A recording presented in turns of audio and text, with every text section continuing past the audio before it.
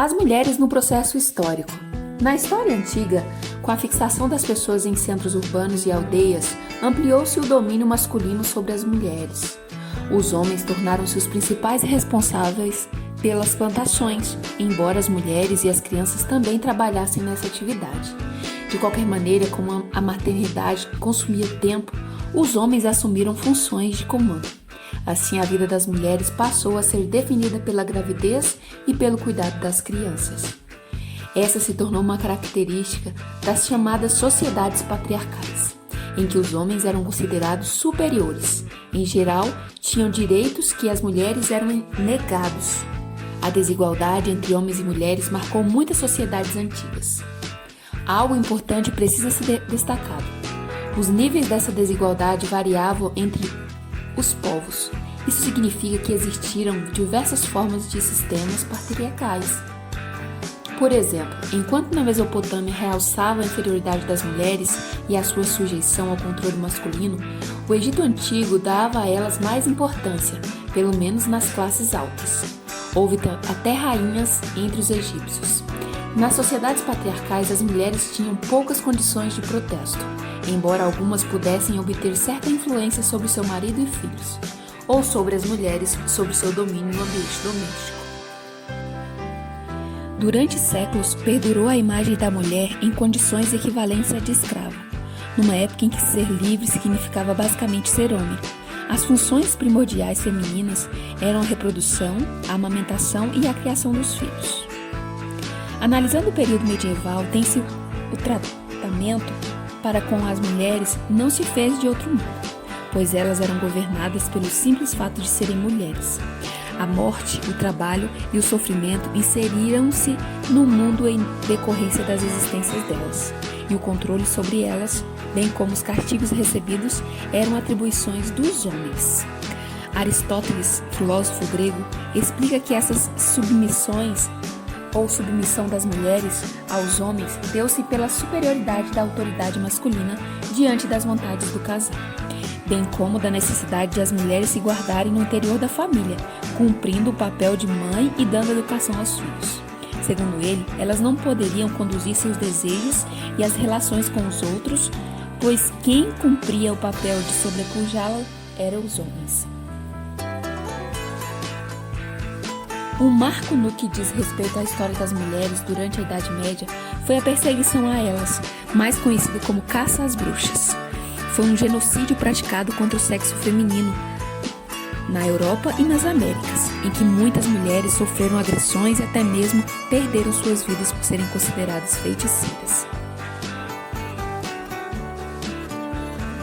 Na verdade, as bruxas eram mulheres que agiam contra o tradicionalismo e questionavam o sistema. Por isso, era preciso achar um motivo para que a sociedade se voltasse contra elas, a fim de que fossem queimadas, basicamente por serem do sexo feminino. Não se pode negar que a sociedade da Idade Média era uma sociedade masculina e os interesses giravam em torno dos homens. Nessa sociedade começaram a surgir códigos que se referiam também à esfera feminina, mas a maior parte deles continham regras específicas que impunham restrições aos direitos das mulheres, tanto dentro quanto fora da família, atingindo a esfera pública e a privada. O que mais chamava a atenção nessas legislações era a evidência da inferioridade das mulheres perante os homens. No final do período medieval, as mulheres passaram a assumir importantes papéis no desenvolvimento econômico nas cidades. Surgiu um novo modelo de relação de trabalho, tendo em vista o alto crescimento da economia urbana, e as mulheres passaram a ser inseridas nesse espaço, que visava intercalar trabalho e cotidiano, no qual, com o casamento, o homem e a mulher formariam um núcleo de atividade econômica. Por mais que essa porta tenha sido aberta e tenha surgido a possibilidade de as mulheres alcançarem independência social e profissional, ainda havia conflitos com os ditames impostos pela economia, pela política e pelas mentalidades. Permanecia a grande ideia de a formação da mulher ser voltada para a área da família e da economia doméstica, não havendo a possibilidade de ter uma formação profissional ou científica. No período renascentista, entre os séculos XIV e XVI, o trabalho feminino também foi depreciado. As mulheres que trabalhavam eram desvalorizadas, mas nem por isso deixaram de exercer suas atividades, pois as necessidades materiais de sobrevivência exigiam que assim fosse.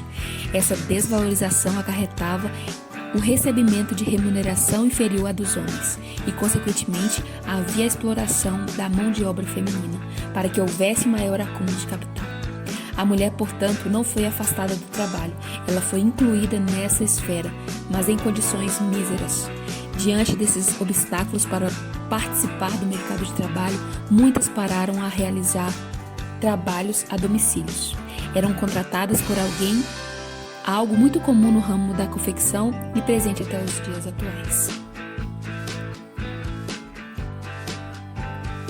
Devido a esse tratamento dado a homens e mulheres e a inferioridade a que elas eram submetidas, é que começaram a contestar a desigualdade de gênero no que diz respeito ao acesso ao trabalho e à educação.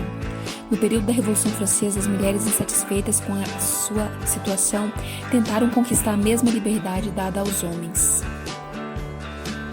A escritora Olympe de Gouges, indignada com a sujeição das mulheres à sociedade machista, propôs a Declaração dos Direitos da Mulher, comparável à Declaração dos Direitos do Homem e do Cidadão, pretendendo assim acabar com os privilégios dos homens. Este foi o grande marco dessa luta feminina pela igualdade. Olympe foi sentenciada à morte e guilhotinada em 1739, sob a acusação de ter deixado de lado os benefícios do seu gênero e tentar ser um homem de Estado. As mulheres francesas não desistiram. Elas continuaram a lutar e, dentre algumas das vitórias alcançadas, estava o direito de voto, que passou a receber também o apoio dos católicos. É nesse sentido e nesse período da história que o feminismo ganha força e passa a ser visto como uma ação política organizada, cujo objetivo era reivindicar os direitos de cidadã diante das barreiras que lhes colocavam. Esse movimento passa a ser um discurso voltado para a luta das mulheres. Nos Estados Unidos, a história não era diferente. Do texto que falava que todos os homens foram criados iguais, o conceito de homem englobava apenas aqueles do sexo masculino, excluindo as mulheres, bem como os negros, índios e homens de baixa renda. Na Inglaterra, o feminismo foi uma marcado pela crítica. Fez os pensadores de Rousseau. Ele acreditava que o homem pertencia ao mundo externo e a mulher ao interno, devendo sempre estar a serviço do homem. Alguns filósofos contestaram essa atitude de Rousseau. Contestou que existem diferenças naturais entre homens e mulheres, tanto de caráter quanto de inteligência. A suposta inferioridade da mulher dava-se pela sua educação, propondo então que as mulheres passassem a ter as mesmas oportunidades de formação intelectual, bem como de desenvolver-se fisicamente iguais aos homens. Após esse período de revolução e com a chegada do século XIX, veio o capitalismo que trouxe consequências para a esfera feminina. Com a implementação de fábricas e o desenvolvimento da tecnologia, as mulheres passaram a trabalhar dentro do setor fabril, em atividades compatíveis com as que exerciam dentro de casa, com condições degradantes e com remuneração sempre inferior à dos homens.